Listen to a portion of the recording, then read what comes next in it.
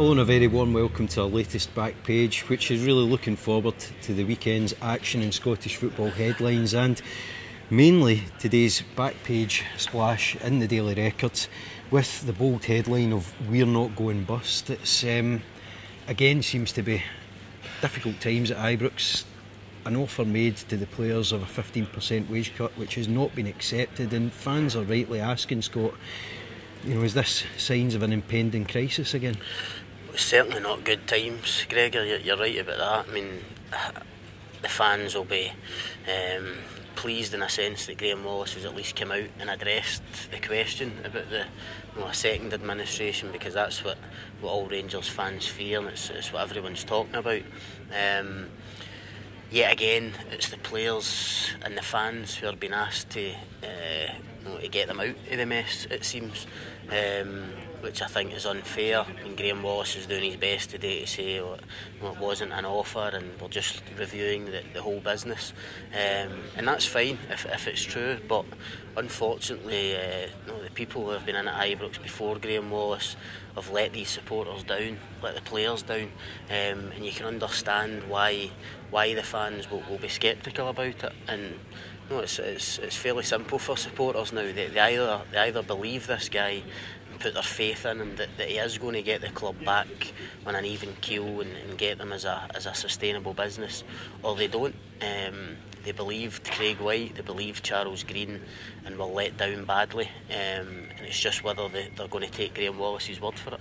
When the total wage behind the scenes is somewhere in the region of £8 million and the player wages are totaling around £6, is it fair to ask them to really effectively tear up contracts that they signed in good faith when they joined the club? It's not fair. I mean, I'm the first person to say I believe Rangers' player wage bill is too high for the league that they're in. They offered big money to guys like Dean Shields and Ian Black and others.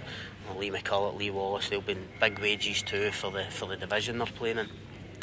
But you can't. No, it wasn't Ian Black's fault or Dean Shields' fault when somebody goes and offers him £5,000 a week.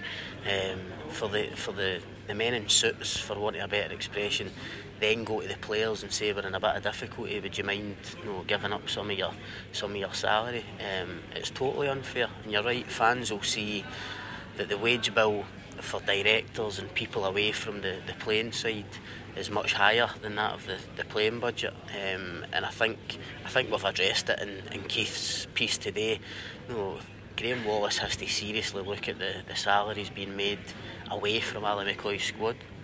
You can read all that in Keith's exclusive interview with Graham Wallace and in the back page splash as well. But the burning issue in Scottish football at the moment, pardon the pun, really is whether there's too many demands being made of some of the young players. Jackie McNamara is resting Ryan Gold and John Souttar this weekend, and burnout appears to be the big fear for some of the managers at the moment.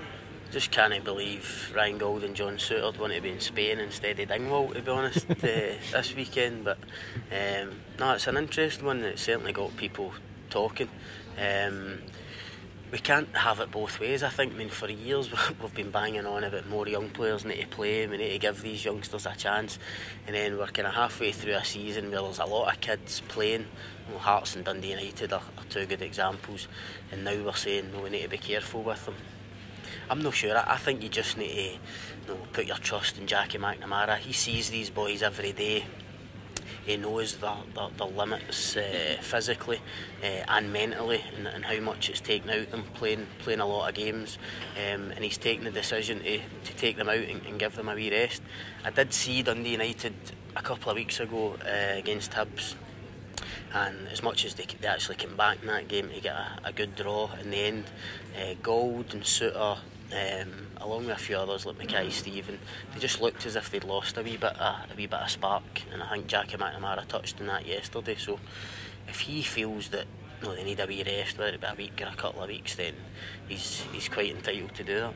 And at least they're getting a break, because at the moment Tynecastle is really resembling a sweatshop with Gary Locke horsewhipping these young guys into from one match to the next. As the difference between, people are getting a bit mixed up. I mean, the difference between Hearts and Dundee United is that Dundee United have at least got options. On the bench, they've got guys like Margaro Gomez and Matt Wilson, real experienced guys who can come in place of the youngsters. The problem Gary Locke's got is that he's looking at his bench and it is literally like 17 and 18 year olds every week. I think we did a piece the other day. I mean, I don't think Hearts' squad is that young. No, when you look at the average age, I think it's like 22, 23. I mean, it's not that bad with the experienced guys that they've had, but certainly for 17, 18 year olds, and I know there is a couple at Hearts who have played a lot of games, it's tough, especially when the manager can't go to his bench, do what Jackie McNamara's doing and bring in an experienced guy in his place. You can read all that in today's paper, and of course you can get all the pre-match news as well, both today and in tomorrow's record as well. But from myself and Scott, a big thanks for joining us.